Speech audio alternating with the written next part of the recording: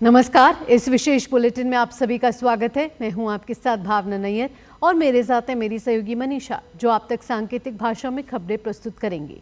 शुरुआत करते हैं सुबह की सुर्खियों के साथ। प्रधानमंत्री नरेंद्र मोदी स्पेन सरकार के राष्ट्रपति के साथ आज वडोदरा में करेंगे टाटा एयरक्राफ्ट कॉम्प्लेक्स का उद्घाटन। दोनों नेताओं के बीच होगी द्विपक्षीय वार्ता।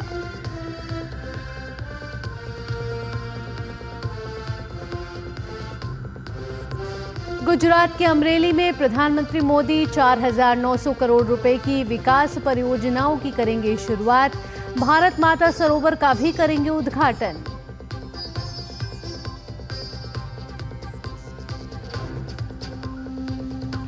गृह मंत्री अमित शाह एनडीएमए के स्थापना दिवस समारोह में होंगे शामिल। आपदा के असर और खतरों को कम करने जैसे सभी पहलुओं पर होगी चर्चा।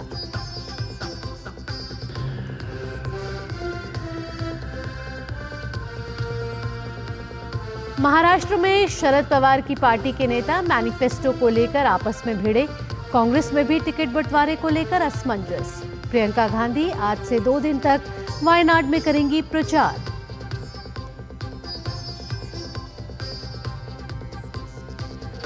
अंतर्राष्ट्रीय खबरों में जापान के संसदीय चुनाव में सत्तारूढ़ गठबंधन की हार। छोटे दलों के पास सरकार की चाबी।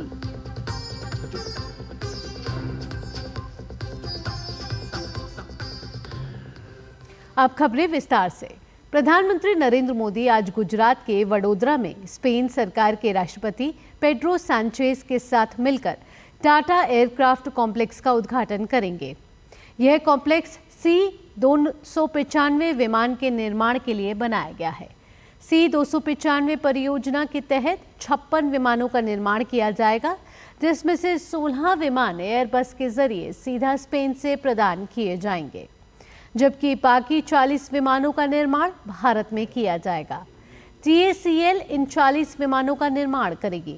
यह सुविधा भारत में सैन्य विमानों के लिए पहली निजी क्षेत्र की फाइनल असेंबली लाइन होगी। इस प्रक्रिया में विमान के निर्माण से लेकर असेंबली, परीक्षण और उसे सक्षम बनाने से लेकर डिलीवरी और रखरखाव तक शामिल है। 2022 में प्रधानमंत्री ने वडोदरा में फाइनल असेंबली लाइन की आधारशिला रखी थी।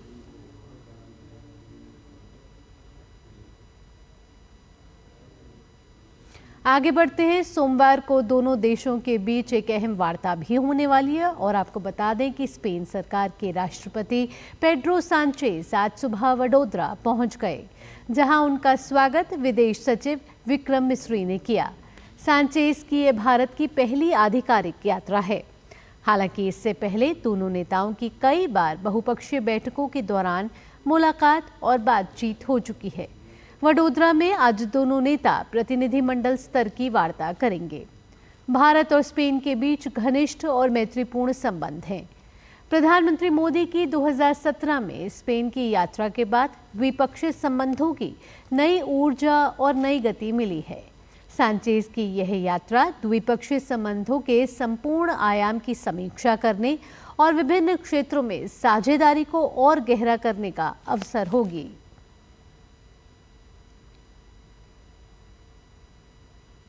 प्रधानमंत्री नरेंद्र मोदी आज वडोदरा के बाद अमरेली पहुंचेंगे, जहां वे तकरीबन 4,900 करोड़ रुपए की विभिन्न परियोजनाओं का उद्घाटन और शिलान्यास करेंगे। इसमें 2,800 करोड़ रुपए से अधिक की विभिन्न सड़क परियोजना और 1,100 करोड़ रुपए की लागत से पूरी हुई भुज नालिया रेल गेज परिवर्तन परियोजना शामिल है। प्रधानमंत्री मोदी भारत माता सरोवर का भी उद्घाटन करेंगे। मूल रूप से यह जलाशय पहले 4.5 करोड़ लीटर की संरक्षित कर पता था, लेकिन PPP मॉडल के तहत इसे और गहरा, चौड़ा और मजबूत बनाकर इसकी क्षमता 24.5 करोड़ लीटर तक कर दी गई है। इस प्रोजेक्ट से आसपास के कुएं और कूपों पर के जलस्तर बढ़ गया है, जिससे स्थानीय गांव और किसानों को सिंचाई की बेहतर सुविधा प्रदान करने से मदद मिलेगी। केंद्रीय गृह मंत्री अमित शाह आज नई दिल्ली में राष्ट्रीय आपदा प्रबंधन प्राधिकरण के 20वें स्थापना दिवस के उद्घाटन समारोह में मुख्य अतिथि के रूप में शामिल होंगे। इस वर्ष के स्थापना दिवस का मुख्य विषय व्यवहार परिवर्तन के लिए जागरूकता के माध्यम से आपदा जोखिम न्यूनीकरण के लिए समुदायों को सशक्त बनाना है। इस कार्यक्रम में केंद्र और राज्यों के वरिष्ठ अधिकारी, अंतर्राष्ट्रीय और संयुक्त राष्ट्र एजेंसियों के प्रतिनिधि, आपदा प्रबंधन विशेषज्ञ, गैर सरकारी संगठनों के सदस्य और देश भर से आपदा प्रबंधन क्षेत्र में काम करने वाले प्रमुख हितधारक हिस्सा लेंगे। केंद्र सरकार आपदा जोखिम कम करने और आपदाओं का प्रभाव घटाने के लिए पीएम नरेंद्र मोदी के 10 सूत्री एजेंडे के तहत सक्रिय रूप से काम कर रही है। महाविकास अघाड़ी में सब कुछ ठीक नहीं है और तो और उसके सहयोगी दल शरद पवार की एनसीपी भी खींचतान के दौर से गुजर रही है। हाल ही में मुंबई में उनकी पार्टी के नेता जितेंद्र अवहाद और पार्टी के राज्य अल्पसंख्यक उपाध्यक्ष यूनुस शेख के बीच पार्टी के चुनाव घोषणा पत्र के खिताब को लेकर हाथापाई हो गई। केरल के वायनाड लोकसभा सीट पर 13 नवंबर को उपचुनाव होंगे, जिसके लिए कांग्रेस उम्मीदवार प्रियंका गांधी चुनाव प्रचार करेंगे। प्रियंका गांधी वायनाड में 2 दिवसीय दौरे पर रहेंगे। लोकसभा चुनाव 2024 में राहुल गांधी ने केरल के वायनाड और उत्तर प्रदेश की रायबरेली लोकसभा सीट से जीत हासिल की थी। उन्होंने वायनाड को छोड़कर रायबरेली सीट को चुना था। झारखंड का रण के लिए सभी पार्टियों ने अपनी पूरी ताकत झोंक दी है। आज पहले चरण की 43 विधानसभा सीटों के लिए नामांकन पत्रों की जांच की जाएगी। वहीं दूसरे चरण के लिए कल नामांकन दाखिल करने का आखिरी दिन है। ऐसे में आज कई पार्टियों के दिग्गजों द्वारा नामांकन दाखिल किए जाएंगे। झारखंड में 81 विधानसभा सीटों पर 2 चरणों में मतदान होना है।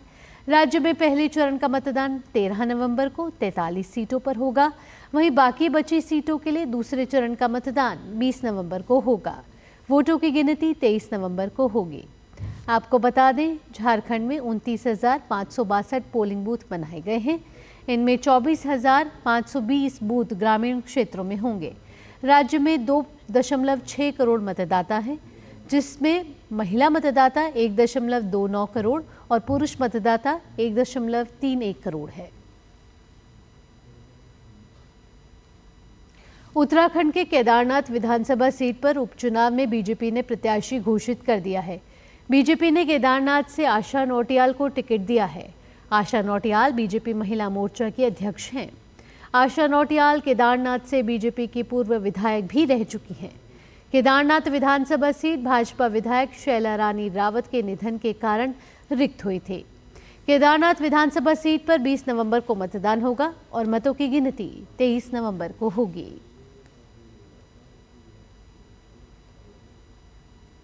जापान के प्रधानमंत्री शिगेरू इशिबा के सत्तारूढ़ गठबंधन का रविवार को संसद के निचले सदन के चुनाव में बहुमत उन्होंने खो दिया है। इससे अगली सरकार के गठन और दुनिया की चौथी सबसे बड़ी अर्थव्यवस्था के भविष्य को लेकर अनिश्चितता बढ़ गई है। प्रधानमंत्री शिगेरू इशिबा की लिबरल डेमोक्रेटिक पार्टी एलडीपी और जूनियर गठबंधन सहयोगी कोमितो ने संसद के निचले सदन में 209 सीटें जीती हैं। आपको बता दें कि जापान में द्विसदनीय संसद में निचला सदन बहुमत ताकतवर है और हालांकि बहुमत खोने का मतलब सरकार में बदलाव नहीं है, लेकिन नतीजों के कारण इशिबा के लिए अपनी पार्टी की नीतियों को संसद में पारित कराना मुश्किल हो जाएगा और उन्हें तीसरा गठबंधन सहयोगी तलाशना पड़ सकता है। 1 अक्टूबर को पदभार ग्रहण करने वाले इशिबा ने अपने पूर्ववर्ती फूमियो किशिदा द्वारा लिबरल डेमोक्रेटिक पार्टी के कदमों के कारण जनता में उपजे आक्रोश को शांत करने में विफल रहने के बाद समर्थन जुटाने की उम्मीद में तुरंत चुनाव का आदेश दिया था।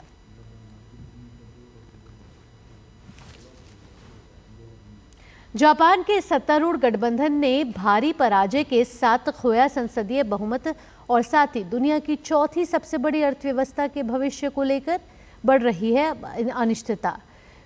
जापान के प्रधानमंत्री कि शिबा के साथ कई राजनीतिक हलचल इस समय चल रही है। और आइए अब खेल की खबरों का रुख कर लेते हैं। भारत और न्यूजीलैंड की महिला क्रिकेट टीमों के बीच अहमदाबाद में खेली गई सीरीज के दूसरे वनडे में न्यूजीलैंड ने भारत को 76 रन से हरा दिया है। न्यूजीलैंड ने 9 विकेट पर 259 रन बनाने के बाद भारतीय टीम ने 47 ओवर और एक गेंद में 183 रन पर ही सिमट दिया। इस मैच की मुख्य हीरो न्यूजीलैंड टीम की कप्तान सोफी डिवाइन रही, जिन्होंने अर्धशतक लगाकर पहले अपनी टीम को संकट से उबारा और गेंदबाजी में भी उन्होंने भारत को 3 अहम झटके दिए, जिसमें जेमिमा रॉड्रिग्स, हरमनप्रीत कौर और अंत में राधा यादव का विकेट शामिल था। हालांकि यह मैच राधा यादव के लिए भी उतना ही यादगार रहेगा। राधा यादव ने 4 विकेट चटकाने के साथ ही 48 रनों की जुझारू पारी भी खेली।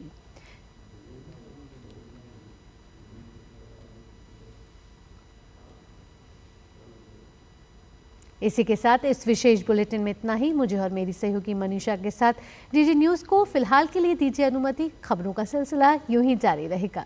नमस्कार।